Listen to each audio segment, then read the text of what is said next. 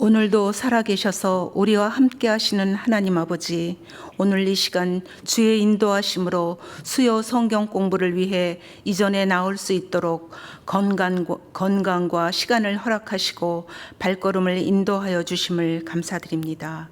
죄 가운데 있는 우리를 세상과 구별하여 주의 자녀 삼으시고 소금과 빛의 직분을 허락해 주시며 믿는 자의 본분을 감당하라 하시는 주님, 주의 말씀에 순종하지 못하고 주님의 뜻을 분별하지 못하는 우리를 끝없이 용서하시고 주 은혜로 깨끗게 하시는 은혜에 감사드립니다. 바울에게 가시를 주셔서 기도하게 하신 하나님, 우리의 연약한 모든 것을 주께 의지하며 기도와 말씀보다 앞서지 않도록 순종하는 삶이 되도록 인도하여 주시기를 기도드립니다. 오직 주의 말씀과 사랑으로 변화되어 세상과 구별되게 하시고 하나님 사랑, 이웃 사랑 실천하도록 인도해 주시옵소서.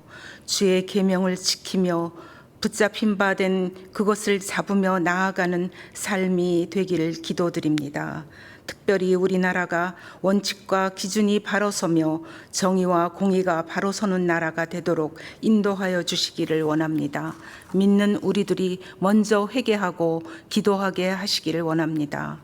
선교사님들의 헌신과 순교의 현장인 이곳 양화진에 우리 100주년 기념교회를 세우신 하나님의 뜻을 분별하며 한국 기독교 100년의 신앙과 정신을 잇고 한국 기독교 200년을 향한 바른 길닦기의 사명을 잘 감당하도록 인도하여 주시기를 기도드립니다. 미래 세대를 위한 봉사관 건축이 애쓰고 수고한 모든 손길을 붙잡아 주시기를 원합니다.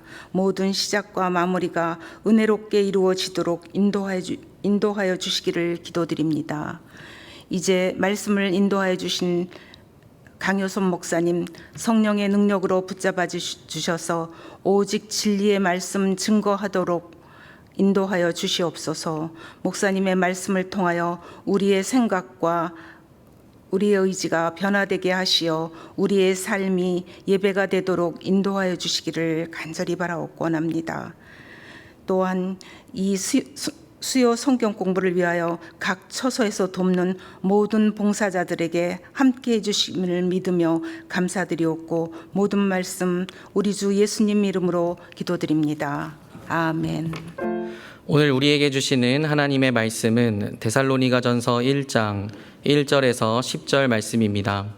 바울과 실루아노와 디모데는 하나님 아버지와 주 예수 그리스도 안에 있는 데살로니가인의 교회에 편지하노니 은혜와 평강이 너희에게 있을지어다. 우리가 너희 모두로 말미암아 항상 하나님께 감사하며 기도할 때에 너희를 기억함은 너희의 믿음의 역사와 사랑의 수고와 우리 주 예수 그리스도에 대한 소망의 인내를 우리 하나님 아버지 앞에서 끊임없이 기억함이니 하나님의 사랑하심을 받은 형제들아 너희를 택하심을 아노라. 이는 우리 복음이 너희에게 말로만 이른 것이 아니라 또한 능력과 성령과 큰 확신으로 된 것임이라. 우리가 너희 가운데서 너희를 위하여 어떤 사람이 된 것은 너희가 아는 바와 같으니라. 또 너희는 많은 환난 가운데서 성령의 기쁨으로 말씀을 받아 우리와 주를 본받은 자가 되었으니 그러므로 너희가 마게도냐와 아가야에 있는 모든 믿는 자의 본이 되었느니라. 주의 말씀이 너희에게로부터 마게도냐와 아가야에만 들릴 뿐 아니라 하나님을 향하는 너희 믿음의 소문이 각처에 퍼졌으므로 우리는 아무 말도 할 것이 없노라.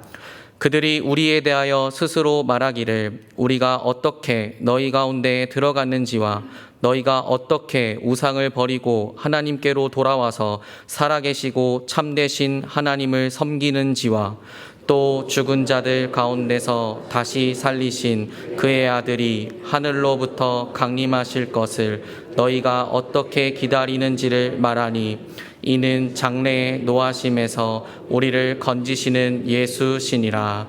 아멘.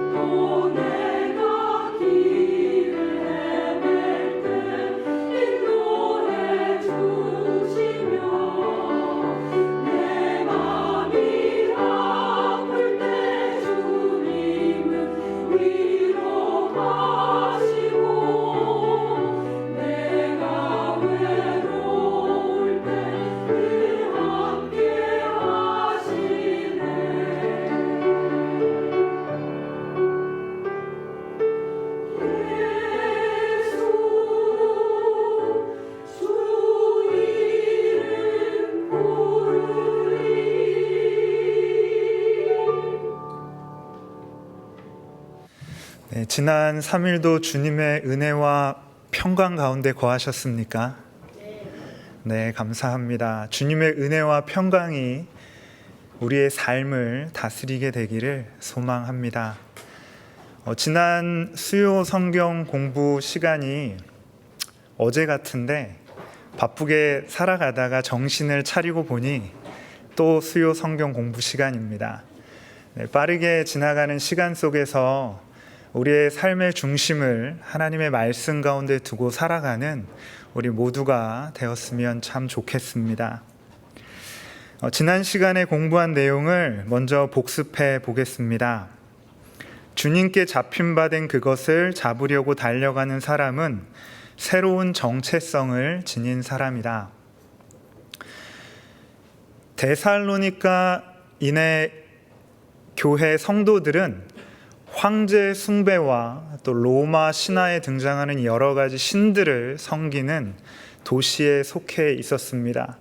뿐만 아니라 여러 가지 음란과 방탕이 가득한 도시에 속해 있는 존재였습니다. 그런데 바울이 가지고 들어온 복음을 통하여서 이제는 황제를 또 세상의 신들을 우상들을 섬기는 것이 아니라 우리 주 예수 그리스도를 속하는 존재가 되었습니다. 하나님 아버지께 속했고 또 우리 주 예수 그리스도에게 속하게 된 것입니다. 어둠의 땅에 데살로니가 지역에 살아가고 있지만 이제 더 이상 그들의 소속은 데살로니가라는 이 땅이 아니라 하나님의 나라, 빛과 영광의 그 나라에 소속된 존재로 살아가게 된 것입니다. 그러기에 이제는 이 땅에서의 삶을, 가치를, 세속적인 기준들을 추구하지 않고 하나님 나라의 백성으로서, 하나님의 자녀로서의 삶을 살아가는 새로운 존재가 되게 된 것입니다. 비록 깨지고 망가진 세상에서 살고 있지만 하나님 나라에 소속되어서 이미 시작된 하나님 나라를 이 땅에서 살아가며 그의 나라를 소망하는 존재가 되었습니다. 이것이 새로운 정체성을 지닌 데살로니가인들의 교회의 모습이었습니다. B번입니다. 주님께 잡힌 바 된 그것을 잡으려고 달려가는 사람은 하나님의 은혜와 평강 안에 산다. 은혜는 죄로 하나님과 단절된 관계, 죽었던 존재였던 우리가 예수 그리스도로 인하여 새 생명을 얻게 된 것을 의미합니다. 하나님과 관계가 단절되었고 육신의 죽음과 영원히 하나님과 분리되는 영적인 죽음을 맛보아야 했던 우리, 그러한 우리가 웬 은혜인지 하나님께서 허락하신 예수 그리스도를 통하여서 새 생명을 얻게 된 것입니다. 그것이 바로 은혜입니다. 그리고 그 은혜에 기반하여 우리가 얻게 된 평강은 하나님과 화목하게 된 관계 안에서 다가오는 세워진 평강입니다. 단순한 평안, 또 마음의 안정된 상태를 의미하는 것을 뛰어넘어 하나님과 회복된 관계 안에서 누리게 된 평강입니다. 이 평강은 은혜로부터 시작되어지게 됩니다. 은혜는 신앙의 출발점이고 평강은 과정과 종착점입니다. 은혜로 시작해서 그 위에 우리의 삶을 세우고 또 평강을 누리며 은혜와 평강을 흘려보내는 것, 그것이 잡힌 바 된 그것을 잡으려고 달려가는 우리가 살아가야 하는 삶의 모습입니다. C번입니다. 주님께 잡힌 바 된 그것을 잡으려고 달려가는 사람은 믿음의 역사, 사랑의 수고, 소망의 인내를 실천합니다. 믿음의 역사는 무엇입니까? 믿음은 우리의 지식, 알을 뛰어넘어서 삶으로 우리가 믿고 있는 바를 살아내는 것을 믿음이라고 합니다. 그리고 이것이 믿음의 역사입니다. 우리가 아는 것, 지식으로 습득한 것이 머리에 머물고 있는 것은 그냥 아는 것입니다. 그러나 데살로니가인의 교회는 믿음으로 자신들이 받아들인 그 믿는 바를 삶으로 살아내었습니다. 우리의 신앙도 우리가 믿고 있는 바를 삶으로 드러내는 신앙이 되어야 할 것입니다. 사랑의 수고는 예수님의 사랑에 근거한 것입니다. 우리의 어떠함에서, 우리의 노력과 열심에서 근거한 것이 아니고요, 예수님의 사랑에 근거한 것입니다. 이 사랑은 자기 희생을 동반한 나눔과 섬김입니다. 예수님의 모습을 본받으면, 예수님의 그 섬김의 모습을 살펴보면 우리가 어떤 사랑의 섬김과 나눔을 해야 할지 잘 알 수 있습니다. 이 사랑은 그냥 사랑할 수 있어서 하는 사랑이 아니고요, 사랑할 수 없을 때에도 우리 주 예수 그리스도께서 우리를 어떻게 사랑하셨는지 그 사랑에 기반한 사랑입니다. 그래서 이 사랑은 우리에게서 비롯된 것이 아니라 우리를 죽기까지 사랑하시고 몸소 하나님의 사랑을 보여주신 그 예수 그리스도에게서 시작되어지는 것입니다. 우리의 인내는 또한 어떻습니까? 단순히 참고 견디는 것을 의미하지 않습니다. 성경이 말하는 소망의 인내는 주님의 강림하심을, 주님의 재림을 바라보며 소망하는 인내입니다. 이 땅에서 하나님 나라의 백성으로서, 하나님의 자녀로서의 삶을 살아가면 얼마나 어려움이 많이 있겠습니까? 예수 믿고 살아가면 모든 것이 탄탄대로일까요? 결코 그렇지 않습니다. 세상의 불의와 어둠 가운데에서 빛의 존재로 살아가다 보면 핍박이 있고 어려움이 있습니다. 이러한 것들을 이겨내고 살아가야 합니다. 우리가 이 땅에서 인내할 수 있는 것은 예수 그리스도의 강림, 재림에 대한 소망이 있기 때문입니다. 이 땅에서 악인들의 모습을 보시고 우리 주께서 강림하실 때에 심판자의 모습으로 또 하나님 앞에 바르게 살며 몸부림쳤던, 이 땅에서 하나님 나라를 이루어가기 위해 애쓰며 살아갔던 우리들을 향하여서는 하나님의 상과 영광 안에 들어가게 하시는 놀라운 은혜가, 축복이 있다라는 것입니다. 이것을 인내하는 것이 소망의 인내입니다. 우리 모두 주님께 잡힌받은 그것을 잡으려고 달려가는 그런 은총의 삶을 살아가면 좋겠습니다. 2번입니다. 우리 빌립보서 3장 12절과 데살로니가 전서 1장 3절을 함께 암송해 보겠습니다. 먼저 빌립보서 3장 12절입니다. 시작. 내가 이미 얻었다 함도 아니요 온전히 이루었다 함도 아니라 오직 내가 그리스도 예수께 잡힌 바 된 그것을 잡으려고 달려가노라. 아멘. 데살로니가 전서 1장 3절 함께 암송해 보겠습니다. 너희의 믿음의 역사와 사랑의 수고와 주 예수 그리스도 안에 있는 소망의 인내를 우리 하나님 아버지 앞에서 끊임없이 기억함이니. 아멘. 우리 3번으로 넘어가겠습니다. 4절에서 10절에 대한 개요 내용입니다.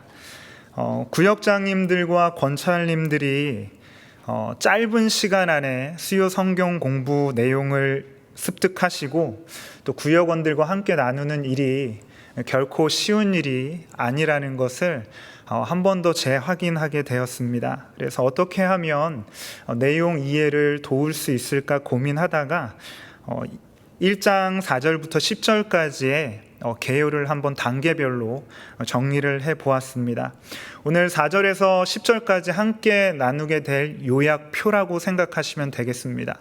그리고 구역 나눔을 진행하실 때 본문 안의 내용을 살펴보시다가 내가 어디쯤 들어와 있는 거지?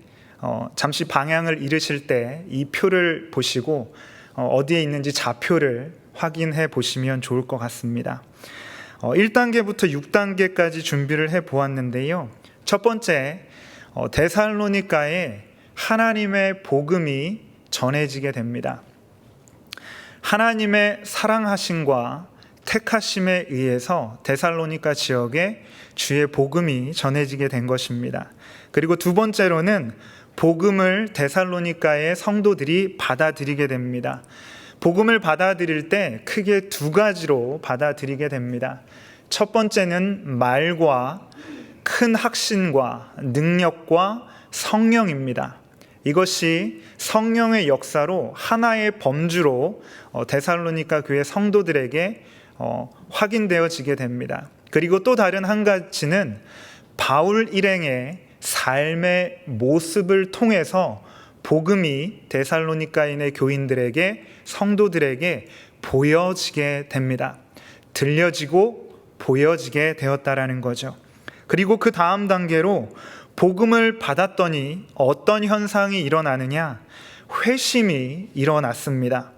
우상을 버리고 하나님께로 돌아와 참되고 살아계신 하나님을 섬기는 일이 데살로니가인의 교회 안에 일어나게 되었습니다. 그리고 이들은 이 땅에서, 데살로니가 땅에서 빛의 존재로 살아가며 하나님 나라를 소망하는 재림에 대한 신앙을 가진 하나님의 자녀들로 세워지게 됩니다. 그리고 네 번째입니다. 복음이 전해지고 복음을 받고 회심이라는 결과가 일어났습니다. 그리고 데살로니가의 성도들은요, 본받는 자가 됩니다. 무엇을 본받습니까? 바울 일행의 모습을 본받게 됩니다. 그런데 조금만 더 생각해 보면 이 바울 일행의 모습은요, 우리 주 예수 그리스도를 본받은 모습입니다. 이 모습을 데살로니가인의 교회 성도들이 본받았다라는 거죠.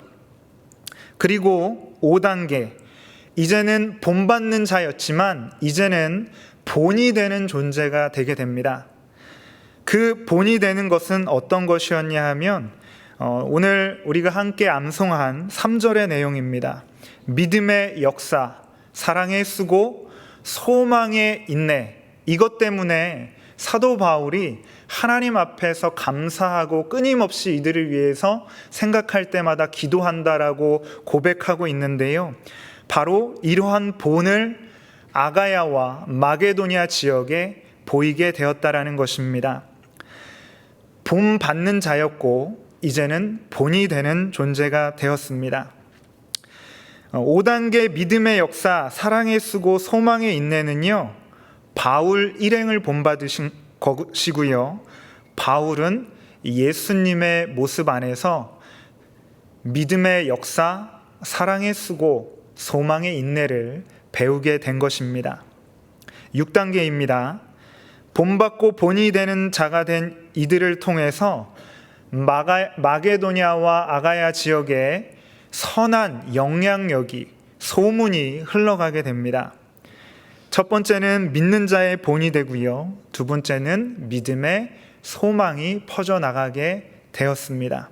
이것이 오늘 저희가 함께 나눌 4절에서 10절까지의 전체적인 내용입니다. 이제 이 전반적인 이해를 가지고 함께 본문으로 들어가 보도록 하겠습니다.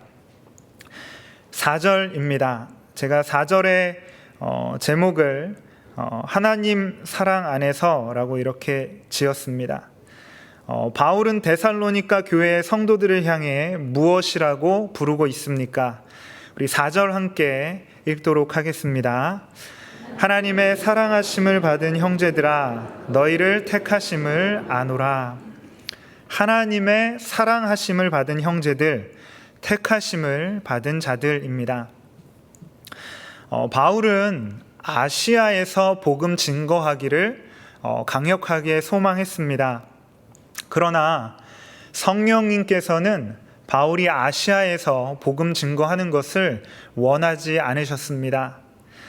바울은 드로아에서 마게도냐인의 환상을 보게 됩니다. 이 드로아는 우리가 잘 알고 있는 트로이, 또 트로이아라고 알려진 곳입니다. 바울이 이곳에서 와서 우리를 도우라는 마게도냐인의 환상을 보게 되고 그것이 성령께서 인도하시는 것임을 인식하고 마게도냐로 건너가게 됩니다. 사람의 길을 계획하는 것은 사람일지라도 그 길을 걸음을 인도하시는 분이 우리 하나님이다라는 사실을 확인할 수 있는 장면이기도 합니다. 그렇게 본인의 의지가 아닌 성령의 인도하심에 의해서 마게도냐의 첫 발걸음을 내디딘 바울 일행은요, 역시 하나님의 이끄심과 인도하심을 따라 빌립보로 향하게 됩니다. 그리고 그곳에서 하나님께서 허락하신 기간 동안 빌립보에서 사역을 잘 감당했습니다. 그리고 별로 좋은 상황은 아니었지만 하나님께서 허락하시고 떠나게 하심에 따라서 빌립보를 떠나 이르게 된 곳이 바로 데살로니가였습니다. 바울 일행은 데살로니가에 도착합니다. 단순히 바울이 도착한 것이 아니라 바울이 도착한 것은 하나님의 복음이 어둠이었던 데살로니가 지역 가운데 도착했다라는 것을 의미합니다. 하나님의 섭리이며 특별히 데살로니가에 있는 성도들을 향한 특별한 하나님의 사랑이었다라는 것을 알게 됩니다. 복음이 전해지고 그 복음을 받아들인 것은 하나님의 사랑하심과 택하심의 증거가 되는 것입니다. 그러나 이 사랑을 특권으로만 이해하면 그때부터는 큰일 나는 일들이 발생합니다. 선민 사상에 빠졌던 구약의 이스라엘 백성들이 바로 그러합니다. 잘못된 특권, 잘못된 하나님 사랑에 대한 이해로 인해서 그들은 하나님도 왜곡하였고 하나님께서 사랑하라고 말씀하신 그 이웃들조차 사랑하지 못하는 어리석은 잘못을 저지르는 존재로 전락하게 돼 버렸습니다. 하나님의 사랑은 분명히 특권입니다. 그러나 동시에 의무를 동반합니다. 하나님의 사랑을 받은 자, 하나님의 택하심을 받은 자는 그 사랑을 나누고 실천해야 하는 사명이 뒤따르게 됩니다. 이것이 하나님께서 바울을 데살로니가로 보내신 이유였고 또 데살로니가의 성도들을 통해서 부여하신 하나님의 특별한 사명이었습니다. 데살로니가인의 교회는 복음을 받아들이고 우리가 앞에서 개요에서 살펴본 것처럼 하나님의 택하심, 하나님의 사랑하심을 헛되이 돌려버리지 아니하고 정말 귀하고 아름답게 그 사명을 잘 감당했습니다. 그래서 마게도냐와 아가야 전 지역에 좋은 본이 되는 믿음의 소문들을 퍼뜨릴 수 있었던 것이죠. 이것이 하나님에 의해 사랑하심을 받은 그리고 택하심을 받은 하나님의 자녀들이 수행해야 하는 또 책임져야 하는 의무인 것입니다. 우리가 이것을 기억하면 참 좋겠습니다. 비번입니다. 바울이 너희를 택하심을 안다라고 말한 이유는 무엇입니까? 성도들의 삶에 나타난 열매 때문입니다. 바울은 여기에서요 예정론을 이야기하고 있지 않습니다. 택하셨다, 사랑하심을 받았다라는 말 때문에 데살로니가인의 성도들을 향해 하나님이 예정하셨다, 예정론을 바울이 이야기하고 있는 것인가 생각하실 수도 있습니다. 그런데 바울은 여기에서 예정론을 이야기하려고 하는 것이 아닙니다. 바울은 성도들의 삶에 나타난 열매를 보고 정말 하나님께서 데살로니가인의 교회를 택하신 게 맞구나 하는 것을 다시 한번 확인하고 있는 거죠. 그 증거는 열매는 5절부터 10절까지의 내용입니다.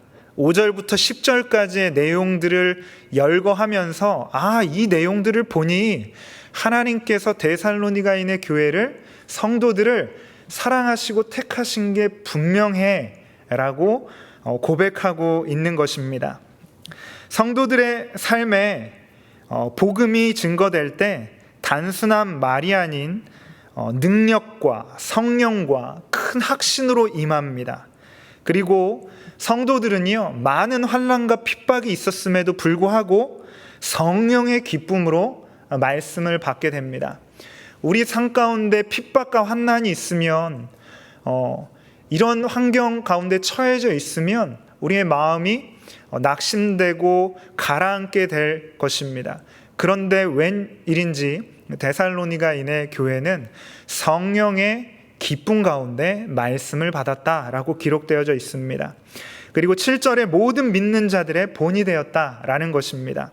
8절에 주의 말씀이 각처로 퍼졌다라는 것입니다. 그리고 9절에 우상을 버리고 하나님께로 돌아왔다라고 이야기합니다. 그리고 10절에 주의 강림을 소망했다라고 이야기합니다. 이러한 이유 때문에, 이러한 열매 때문에 사도 바울은 하나님께서 데살로니가인의 교회를 택하셨다, 그들을 사랑하셨다라고 고백한 것입니다. 5번입니다. 5절에서 7절인데요. 큰 주제를 복음의 능력과 믿는 자의 본이라는 제목을 한번 잡아보았습니다. 5절에서 7절까지 함께 읽도록 하겠습니다. 이는 우리 복음이 너희에게 말로만 이른 것이 아니라 또한 능력과 성령과 큰 확신으로 된 것임이라. 우리가 너희 가운데서 너희를 위하여 어떤 사람이 된 것은 너희가 아는 바와 같으니라. 또 너희는 많은 환난 가운데서 성령의 기쁨으로 말씀을 받아 우리와 주를 본받는 자가 되었으니, 그러므로 너희가 마게도냐와 아가야에 있는 모든 믿는 자의 본이 되었느니라. 아멘. 바울이 전한 복음은 어떤 방식으로 전해졌습니까? 5절 상반절입니다. 말과 능력과 큰 확신과 성령으로 전해지게 되었습니다. 기본적으로 말로만이 아니라 말이 포함되었다라는 것을 의미합니다. 복음이 증거될 때는 말이 중요한 수단입니다. 그런데 본문에서 강조하고 싶은 것은 말로만 증거되어진 것이 아니라는 이야기를 하고 싶은 겁니다. 바울은요, 설득력 있는 말이나 철학적인 논리에 의해서 복음을 증거하지 않았습니다. 인간의 지혜가 아닌 하나님의 능력, 디나미스입니다. 하나님의 능력으로 복음을 증거하게 됩니다. 이 능력은요, 신비로운 기적이나 외적인 어떤 신비스러운 상황을 여기에서는 의미하지 않습니다. 여기서 말하고 있는 능력이라는 것은요, 완악한 사람의 마음을 변화시키는 능력입니다. 그리고 환난 가운데에서도, 근심 가운데에서도, 어려운 가운데에서도 기쁨으로 말씀을 받게 하는 능력입니다. 그리고 그들을 붙들고 있었던, 꽉 잡고 있었던 우상으로부터 떠나 하나님께 돌아오게 하는 너무나 강력한 능력이었음을 의미하고 있습니다. 이것이 본문에 기록되어져 있는 능력, 디나미스입니다. 그리고 성령께서는 말씀을 깨닫게 하십니다. 성령의 역사인 거죠. 마음을 찔러 회개케 하시고 새로운 방향으로 삶을 이끌어 가십니다. 성령은 복음을 단순한 지식이 아닌 우리 삶에 실제하는 능력으로 임하게 하는 것입니다. 칼 바르트라는 신학자는요, 그러한 이야기를 합니다. 객관적인 하나님의 말씀을 주관적인 체험으로 변화되게 하는 그분이 바로 성령님이다라는 이야기를 합니다. 하나님의 말씀이 객관적으로 우리에게 주어져 있다 할지라도 그 객관적인 하나님의 말씀이 오늘 나의 삶을 붙드는 능력의 말씀으로, 내 삶의 새로운 구원과 능력을 가져다주는 하나님의 말씀으로 연결되어지기 위해서는 성령께서 역사하셔야 된다라는 것을 이야기하고 있는 것입니다. 성령께서 그 일을 하셨습니다. 사도 바울은 말과 능력과 성령께서 그들에게 복음이 증거되어지게 하셨음을 증언하고 있는 것입니다. 그리고 큰 확신입니다. 이 큰 확신은요, 완전하고 풍성한 확신입니다. 복음을 전하는 자, 그리고 복음을 받아들이는 자의 내적 마음 안에 하나님께서 하신다, 성령께 사로잡힌다라는 이 강력한 내적인 확신이 분명하게 임하게 되는 것을 의미합니다. 복음을 증거하던 바울의 마음속에도 성령께서 역사하고 계시는구나. 하나님의 복음을 받아들이는 데살로니가인의 성도들에게도 그들의 마음 가운데 이 복음이 나를 향한 복음으로 믿어지고 확신되어지고 들려지는 것이 느껴졌다라는 거죠. 이것이 큰 확신이었습니다. 그래서 복음이 이들에게 증거되어질 때 성령의 능력과 큰 확신과 능력과 말로 증거되어지게 됩니다. 또 다른 한편으로는요, 5절 하반절입니다. 복음이 어떻게 증거되어지고 있습니까? 너희를 위하여 어떤 사람이 된 것은 너희가 아는 바. 이것을 한마디로 정리하면요, 바울이 복음을 삶으로 보여줬다라는 이야기입니다. 복음이 앞에서는 들려졌다라고 한다면 이번에는 복음이 비디오로 보여지는 거예요. 누구를 통해서요? 바울과 그의 일행들의 삶의 모습을 통해서요. 제가 지난주에 사도 바울이 데살로니가에서 3주, 또 길게는 어떤 학자들은 6개월 머물렀다, 복음을 증거했다라고 말씀드렸는데 그 기간 동안에 복음을 삶으로 보여줬다라는 거죠. 복음이 두 가지로 증거되고 있는 겁니다. 바울은 복음을 삶으로 살아냈습니다. 복음이 누구입니까? 예수 그리스도입니다. 예수 그리스도를 본받고 예수 그리스도의 삶의 모습을 바울의 삶 가운데 드러냈다라는 것을 의미하고 있는 겁니다.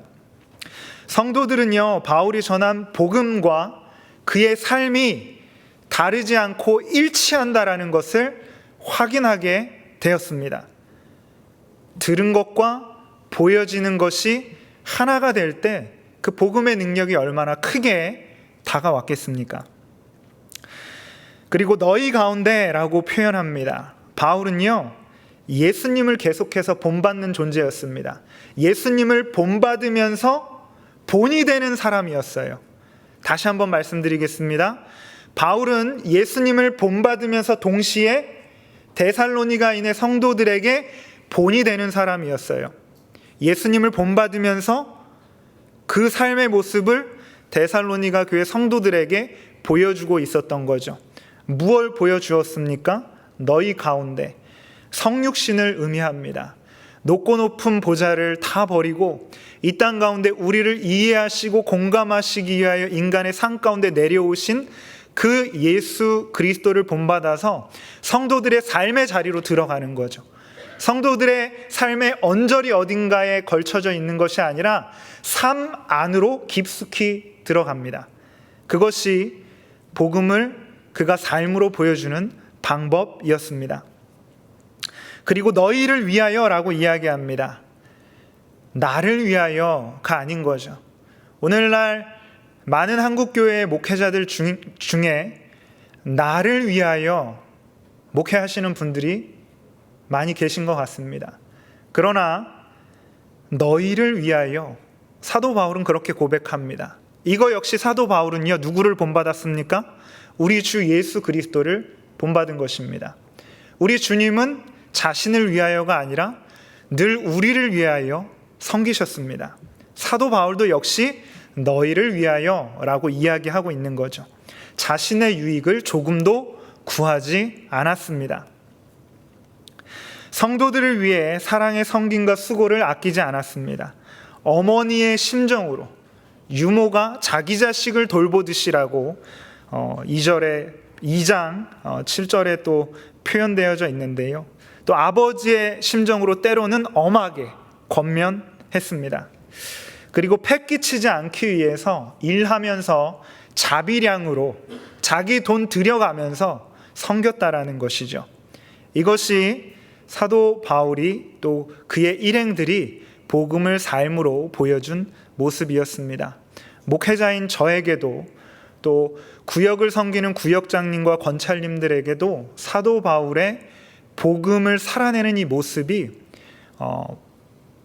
우리의 본받음이 되기를 소망하고 또 우리 구역원들에게는 본이 되는 그런 은혜의 모습이 우리 안에 있기를 소망합니다. 종합하면 바울은 복음과 삶의 일치를 통해서 성도들과 함께 생활하며 사랑으로 섬긴 것입니다. 말과 능력과 큰 확신과 성령, 소리로죠. 그리고 받아지는 것이고요. 그리고 바울 일행의 삶의 모습을 통해서 복음이 전달되어지게 된 것입니다. 비번입니다. 나눔인데요. 바울은 너희를 위하여 어떤 사람이 된 것을 보여주었습니다. 우리의 말과 삶은 어느 정도 일치하고 있는지 주변 사람들이 우리를 통해 복음을 볼 수 있도록 보여줄 수 있도록 이번 한 주간 또 구체적으로 실천할 수 있는 우리 나름의 작은 섬김은 무엇인지 함께 나누어 보았으면 좋겠습니다. 한 주간 가족에게 따뜻한 말하는 것도 있고요. 또 배려하는 것도 있죠. 실천해 보면 좋을 것 같습니다. 또 어려움 겪고 있는 이웃에게 작은 나눔을 실천해 보아도 좋을 것 같습니다. 다 알고 있는 내용이지만 실천하기는 여간 어려운 일이 아닌 것 같습니다. 함께 실천해 보면 좋겠습니다. 10번입니다. 데살로니가 교회는 어떤 상황에서 말씀을 받았습니까? 많은 환난 가운데에서 말씀을 받았습니다. 잘 알고 계신 것처럼요, 데살로니가 지역은 황제와 우상을 숭배하는 도시였습니다. 그런데 데살로니가 교회는요, 기존 질서를 버리고 예수를 주님으로 받아들였습니다. 우리는 선교사님들의 묘원을 관리하는 교회이지 않습니까? 그래서 아마 이 부분에 대한 공감과 이해가 더 크리라고 생각합니다. 선교사님들께서 구한말 이곳 조선 땅에 오셔서 얼마나 많은 당시 시대적인 구습과 여러 가지 좋지 않은 사회적인 질서에 의해서 핍박받고 환영받지 못하는 그 가운데에서 복음을 증거하는 모습을 보여주셨습니까? 데살로니가에서도 마찬가지였다라는 거죠. 당시에 예수 그리스도를 주로 받아들인다라는 것은 많은 불이익을 감수해야 하는 것을 의미합니다. 또 때로는 생명을 걸어야 하는 문제가 발생할 수도 있었습니다. 가정과 사회에서는 핍박과 조롱의 대상이 되기도 했습니다. 특히 유대인들의 핍박과 사회적 갈등의 중심에 서게 되었습니다. 사도행전 17장 5절과 9절에 야손과 또 그의 형제들이 끌려나가는 것을 우리가 지난주에 함께 나누지 않았습니까? 바로 그런 모습들입니다. 그러나 핍박과 위협, 편견, 차별 때문에 이들은 결코 복음을 버리지 않았습니다. D번입니다. 데살로니가 교회는 환난 중에 어떻게 말씀을 받았습니까? 성령께서 주시는 기쁨으로 말씀을 받았다라고 합니다. 성령께서 주시는 내적인 위로, 담대함으로 외적인 환경을 초월한 것입니다. 쉽게 말씀드리면 상황보다 환경보다 더 큰 하나님의 은혜가 이들을 사로잡았기 때문에 외적인 핍박과 환난 중에도 하나님의 말씀을 성령의 기쁨에 의해서 받아들일 수 있었다라는 것입니다. 사람의 의지와 노력으로는 불가능한 일입니다. 성령께서 그들의 마음을 또 생각을 붙들어 주셨기 때문에 가능한 일이었습니다. 환난 중에 성령이 주시는 기쁨 가운데 이들은 충만했습니다. 우리도 경험을 통해서 아실 것입니다. 환경과 상황이 아무리 어려워도 우리가 주님의 말씀 위에 세워져 있고 주님과 바르게 연결되어져 있다면 성령께서 우리를 붙드시고 어떤 환경과 상황도 넉넉히 이겨나가게 하시는 일들을 분명히 경험하셨을 겁니다. 그리고 또 그러한 일들을 경험하게 되시기를 소망합니다. 세상이 주는 기쁨이 아니라 하나님과의 관계 안에서 오는 충만함입니다. 종합하면 고난 속에서도 성령께서 주시는 내적 확신과 기쁨 가운데 말씀을 받았다라는 거죠. 이거는 성령께서 하고 계신 일입니다. 다시 거슬러 올라가면 바울의 발걸음을 마게도냐로 옮기신 것도, 빌립보를 거쳐서 데살로니가에 이르게 하신 것도 바울의 발걸음이 아니라 성령께서 그의 걸음을 하나님의 섭리 가운데 이끌고 인도해 가셨다라는 것입니다. 이것을 우리가 기억할 수 있어야 합니다. 2번입니다. 데살로니가 교회는 누구를 본받았습니까? 우리와 주 예수 그리스도입니다. 우리는 누구입니까? 바울, 실루아노, 디모데입니다. 실루아노는요, 신라입니다. 데살로니가인들이 헬라인이었기 때문에 헬라식 표기에 맞춰서 실루아노라고 데살로니가에서는 표기하고 있는 것입니다.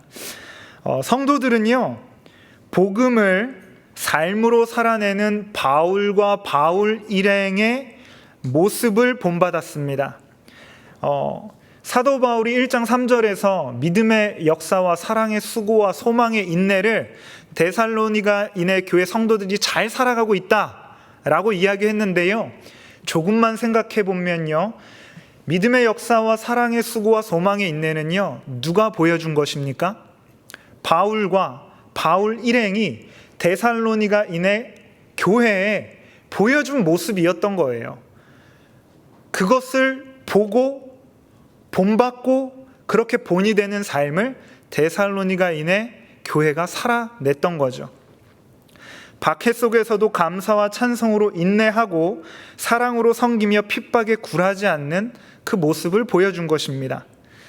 성도들은 부모가 자녀를 위해 생명을 내어놓듯이 자신들을 위해 밤낮으로 헌신하는 바울과 실루아노와 디모데의 모습을 보았던 것입니다. 그리고 성도들은 바울 일행의 모습을 본받았습니다. 성도들은요, 무엇을 보고 본받았겠습니까? 바로 바울 일행의 모습을 보고 그대로 본받은 것입니다. 그러니 바울이 얼마나 복음을 정확하고 바르게 증거했는지 알 수 있는 거죠. 우리도 성경에 기록되어져 있는 바울의 모습을 잘 본받으면 좋겠습니다. 그리고 또 우리 주 예수 그리스도의 모습을 잘 본받으면 좋겠습니다. 그리고 우리 목사님들의 모습을 잘 본받으셨으면 좋겠습니다. 그리고 동시에 우리 구역장님들, 권찰님들이 본이 되셔서 또 구역원들에게 본이 되셨으면 좋겠습니다. 이것이 선순환되는 교회가 건강한 교회입니다. 그리고 하나님이 기뻐하시는 교회입니다. F번입니다. 바울 일행과 주를 본받은 데살로니가 교회는 어떻게 되었습니까? 네, 7절이죠. 모든 믿는 자의 본이 되었다라고 이야기합니다. 마게도냐와 또 아가야를 여기에서 특별히 언급하고 있는데요. 마가야는 북쪽 지역입니다. 빌립보와 데살로니가와 베레아를 통칭하는 표현입니다. 경기도 정도로 생각하시면 될 것 같습니다. 경기도 안에 고양시, 안산시 이런 개념으로 이해하시면 될 것 같고요. 아가야는 큰 도 개념입니다. 주도 개념이고요. 그 안에 이제 남부 지역인데요. 여기에 아덴 큰 도시로 고린도가 속해져 있습니다. 성도들은 바울 일행과 주 예수 그리스도를 본받는 삶을 살았습니다. 그 결과 마게도냐와 아가야 지역의 모든 믿는 자의 본이 되었다라고 이야기합니다. 본이 되었다라는 것은요, 본보기가 되었다라는 것입니다. 네, 나쁜 본보기가 아니라 좋은 본보기가 되었다라는 것입니다. 이것은 아가야와 마게도니아에 있는 모든 교회들이 따라야 할 표준이라는 의미입니다. 데살로니가 교회는 복음을 듣고 받아들이고 회심했고 본받고 본이 되고 선한 영향력을 나타내게 되었습니다. 저는 이것을 데살로니가 현상이라고 이름 짓고 싶습니다. 데살로니가 안에 이러한 현상이 일어나게 된 거죠.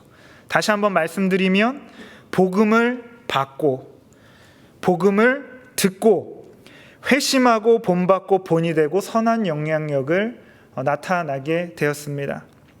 안타까운 것은 현대 기독교인은 복음은 들었지만 받아들였지만 본받는 단계로 나아가고 있는지는 잘 모르겠습니다.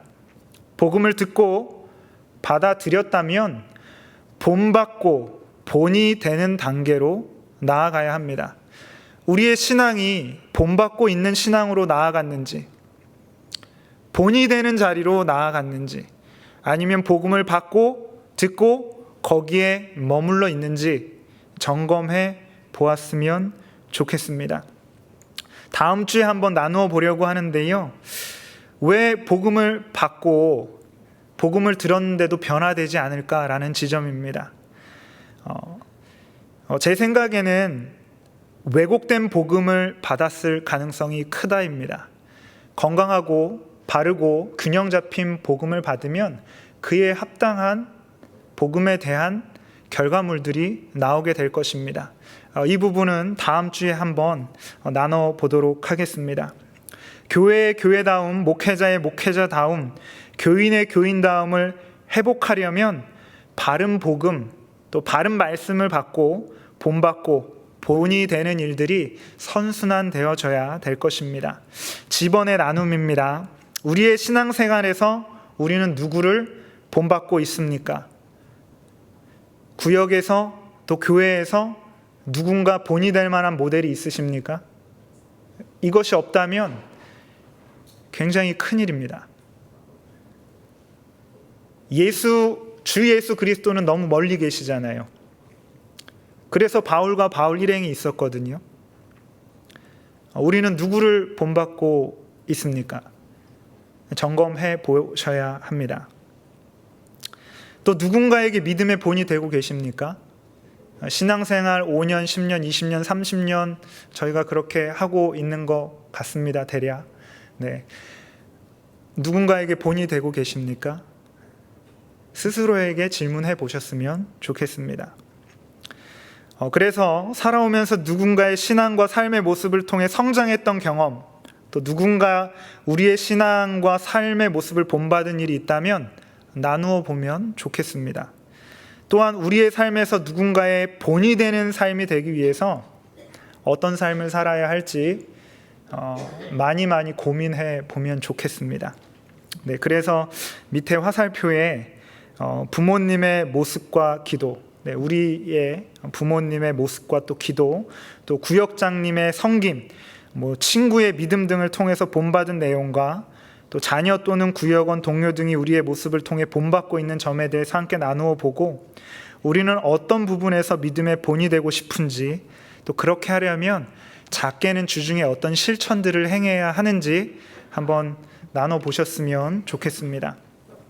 네, 6번입니다. 8절에서 10절 복음의 확산과 삶의 전환이라고 제가 한번 제목을 지어보았습니다. 8절에서 10절 함께 읽겠습니다.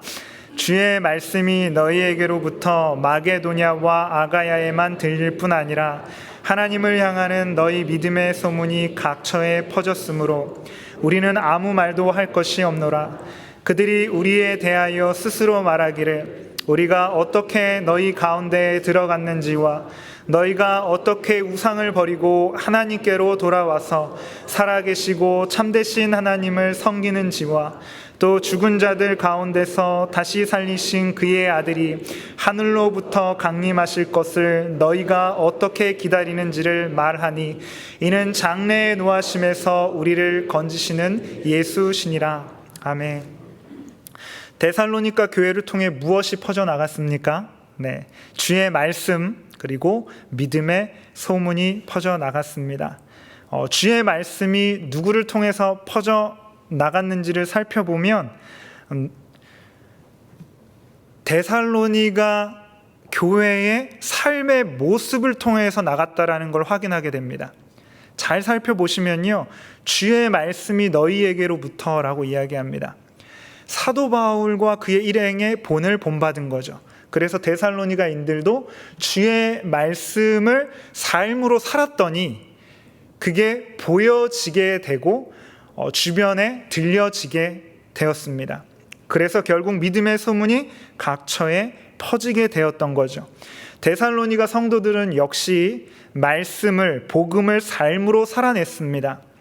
그들의 삶이 그리스도의 사랑의 편지가 된 것입니다. 그들의 삶은 믿음의 소문이 되어 퍼지게 되었습니다. 이들의 삶이 무엇입니까? 믿음의 역사, 사랑의 수고, 소망의 인내로 압축하여 표현할 수 있습니다. 결과적으로 데살로니가 교회 성도들은요, 복음을 흘려보내는 은총의 통로가 된 것입니다. 네, B번입니다. 데살로니가에 복음이 전해졌을 때 어떤 일이 일어났습니까? 네, 우상을 버리고 하나님께 돌아와서 하늘로부터 강림하실 것을 기대하는 현상들이 일어났습니다. 복음이 증거되어졌더니 그 결과로 이러한 일이 일어나게 되었습니다. 복음이 증거되어졌는데 아무 일도 일어나지 않았다. 일어날 수 없는 일입니다. 복음이 증거되어지면, 바르고 건강한 복음을 받아들이면 그에 합당한 아웃풋이 출력되어지게 되어 있습니다. 우상에 대해서 한번 말씀드리겠습니다. 우상은요, 인간의 욕망이 투영된 겁니다. 하나님 없는 인간은요, 우상을 끊임없이 갈구하고 재생산하고 만들어냅니다. 불안하기 때문인 거죠. 자기의 욕망을 그 우상에게 모두 다 투영시켜 버리게 됩니다. 그런데 이 우상은요, 무엇이냐 하면 하나님과 내가 마주보고 있는, 얼굴과 얼굴을 대면하여 보고 있는 이 상황에 무엇인가 끼어져 있는 겁니다. 하나님이 계시고 내가 서 있고 하나님과 내가 얼굴과 얼굴을 마주해야 하는데 그 사이에 무엇이 끼어져 있는 거죠. 하나님을 바라보지 못하게 하는 것입니다. 그것이 우상입니다. 그리고 더 실질적인 표현은 나에게 지대한 영향을 주는 것입니다. 내 삶을 이끌어가고 끌고 가는 것입니다. 우리가 돈에 의하여 이끌림 받는 인생을 살아가고 있다면 돈이 우상입니다. 틀림없습니다. 자녀에 의하여 이끌림 받고 있는 삶을 살아가고 있다면 틀림없습니다. 자녀가 우상입니다. 자기 자신에게 집중되어져 내 인생이 돌아가고 있다고 하면 틀림없습니다. 자기 자신이 우상입니다. 데살로니가인의 성도들은요, 이런 우상과 함께 황제를 섬겼고 또 여러 가지 욕망이 투영된 그리스 로마의 신들을 섬겼습니다. 더불어 물질과 음란과 쾌락과 자기 자신을 사랑했습니다. 그런데 이런 모든 것들을 버렸습니다. 이것이 우상이지 않습니까? 우상을 버리고 하나님께로 돌아왔다라고 이야기합니다. 오늘날 회심이 불분명한 것은 내가 어디로부터 돌아왔는지 모르기 때문입니다. 추상적으로 이해하기 때문입니다. 복음이 들려졌습니다. 회심했습니다. 어디로부터 회심하셨습니까? 물질로부터 회심하셨습니까? 음란함으로부터 회심하셨습니까? 자기 자신을 향한 애착으로부터 회심하셨습니까? 무엇으로부터 회심해야 하는지 그 대상을 놓아버리고 회심한 분들이 많이 계십니다. 나는 무엇으로부터 회심해야 하는지 정확한 돌이킴이 있어야 합니다. 그것을 분명하게 알아야 회심할 수 있고, 그래야 우리의 삶을 매일매일 하나님 앞에서 바르게 세워가기 위해서 몸부림칠 수 있습니다. 선명한 회심이 있어야 우리의 삶에 선명한 결과들이 나오게 되는 것입니다. 우리 삶에서 하나님보다 더 의지하고 집착하는 것, 물질, 성공, 인정, 또 자녀, 남자, 여자, 안전, 그리고 스마트폰, 안락함, 이런 것들로부터 돌이키는 은혜가 있기를 소망합니다. 그리고 어떤 현상들이 일어났습니까? 장래의 노하심에서 우리를 건지실 주 예수 그리스도의 강림을, 재림을 소망하게 되었습니다. 시퍼런 하나님의 심판, 장래의 노하심을 피할 길은 오직 우리 주 예수 그리스도밖에는 없습니다. 하나님 아버지와 주 예수 그리스도 안에 거하며 데살로니가 안에서 하나님의 나라를 살아가고 있는 이들이 예수 그리스도를 믿는 그 이유 때문에 핍박받는 현재의 고난 가운데 장차 임할 주 예수 그리스도의 강림하심을 기대하는 것입니다. 그리스도인들의 시선은 이 땅에 고정되어진 것이 아닙니다. 그리고 핍박이 사실 있어야 됩니다. 그리스도인답게 살아가는데 핍박이 없다, 이상한 겁니다. 예수 믿으면 핍박이 있는 거라고 알려주셔야 됩니다. 그럼에도 불구하고 주 예수 그리스도를 믿고 살아가는 것입니다. 그러니 이 땅에서 예수님 믿는 자녀로서 살아가다 보면 얼마나 어려움들이 많이 있습니까? 어려움이 내 삶 가운데 없으면 고민해 보셔야 하는 거죠. 그 고난 가운데 주님 어서 오셔서 이 세상의 불의와 어둠을 심판해 주십시오, 그것을 소망하는 것입니다. 그리고 우리가 이 땅에서 살아가는 것이 몸부림치면서 하나님 나라를 살아가는 것이 하나님 앞에 인정받게 해 주십시오. 그래서 그의 영광 안에 들어가 그의 풍성한 은혜를 누리게 해 주십시오. 그것을 고백하는 신앙 공동체로 바뀌어졌다라는 것을 이야기하고 있는 거죠. 데살로니가 교회 성도들에게 나타난 아주 특징적인 현상이었습니다. 10번입니다. 나눔인데요. 우리가 버려야 할 우상은 무엇입니까? 무엇으로부터 돌이키셨습니까? 그 우상을 버리고 하나님께 돌이키기 위해서 지금 실천해야 할 구체적 결단은 무엇입니까? 우리 혼자 힘으로 안 되지 않습니까?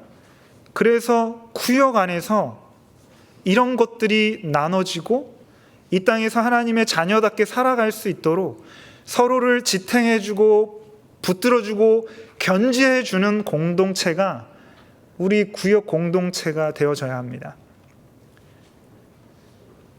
그래서 서로가 하나님 나라의 자녀로서 굳건하게 세워질 수 있도록 그 일을 위하여 말씀을 통하여서 권면하고 때로는 위로하고 때로는 지지하고 그런 일들이 우리 안에 필요한 것이죠. 그 일을 바울 사도에게 위탁하셨고 2장에 나오는 내용인데요. 또 그것을 오늘 우리들에게 하나님께서 위탁해 주신 것입니다. 맡겨주셨다라는 의미입니다. 우리 삶에 하나님보다 더 의지하고 집착하는 것들 무엇인지 한번 나눠보셨으면 좋겠습니다. 오늘 배운 것을 적용하여 정리해 보겠습니다. 주님께 잡힌 바 된 그것을 잡으려고 달려가는 사람은 하나님의 사랑받은 존재입니다. 그렇게 믿으십니까? 네, 하나님의 사랑받은 존재입니다. 복음이 데살로니가에 온 것은, 도착한 것은 우연한 일이 아니고 하나님의 섭리입니다. 복음이 그들에게 전해지고 그들이 또 그 복음을 잘 받아들인 것 역시 하나님의 사랑하심이고 하나님의 택하심입니다. 그런데 하나님의 사랑하심과 택하심을 오해해서 나만을 위한 것으로 이해하고 살아가면 곤란합니다. 사랑받은 자로서, 택하심 받은 자로서 하나님께 받은 그 의무를 사명자답게 살아낼 수 있어야겠습니다. 그것은 받은 복음을, 받은 사랑을 다시 흘려보내는 것입니다. 그것이 하나님의 사랑받은 존재의 삶의 모습입니다. B번입니다. 주께 잡힌 그것을 잡으려고 달려가는 사람은 본받고 본이 되는 삶을 살아간다. 네, 데살로니가 교회는요, 복음을 듣고 받아들이고 회심하고 본받고 본이 되고 영향력을 나타내는 공동체로 바뀌어져 갔습니다. 우리 개인에게도, 그리고 우리 신앙 공동체 안에서도 이 구조가, 선순환의 구조가 계속해서 멈추지 않고 진행되면 참 좋겠습니다. 건강한 교회 공동체는 복음을 통해 본받는 자와 본이 되는 자가 멈추지 않고 끊임없이 재생산됩니다. 바울 일행은 예수님을 본받았습니다. 그리고 그들은 성도들에게 본이 되었습니다. 10번입니다. 주님께 잡힌 바 된 그것을 잡으려고 달려가는 사람은 우상을 버리고 하나님을 섬기는 삶을 살아간다. 네, 우상은 하나님보다 더 의지하고 집착하는 것입니다. 진정한 회심은 이 우상을 버리는 것입니다. 그리고 삶의 중심을 하나님께 돌리고 살아가는 것입니다. 우상을 섬기면 우상에게 끌려가는 삶을 살아가게 되지만 우리 하나님을 섬기면 참된 자유를 얻게 됩니다.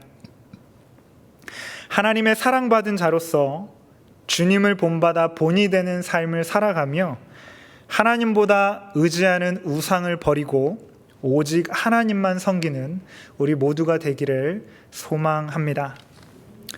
우리 다음 암송 구절은 빌립보서 3장 12절과 로마서 12장 2절입니다. 우리 로마서 12장 2절 함께 읽어보겠습니다. 시작.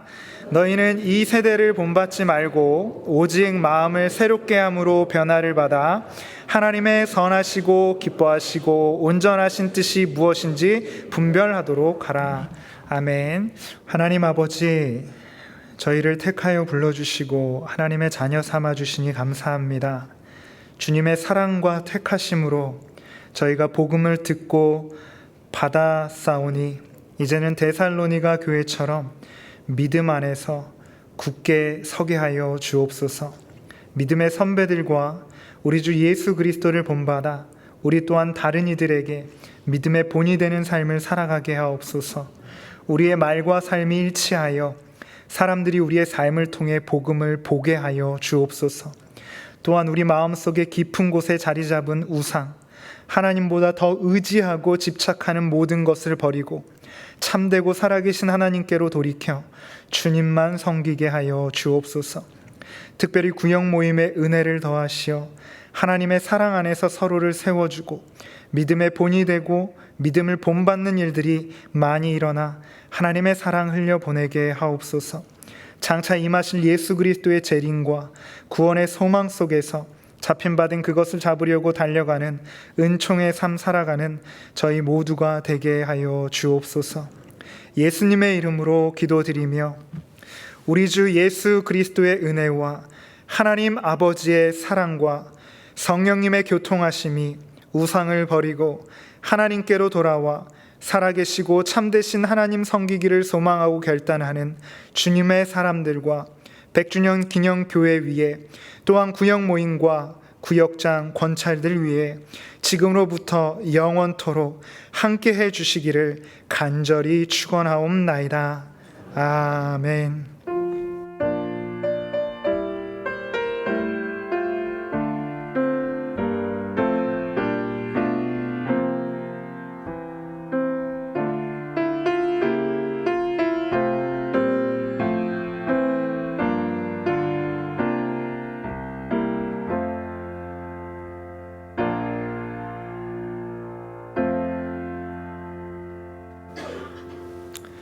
2주간의 남은 날도 주님의 은혜와 평강 안에 거하십시오. 평안히 돌아가십시오.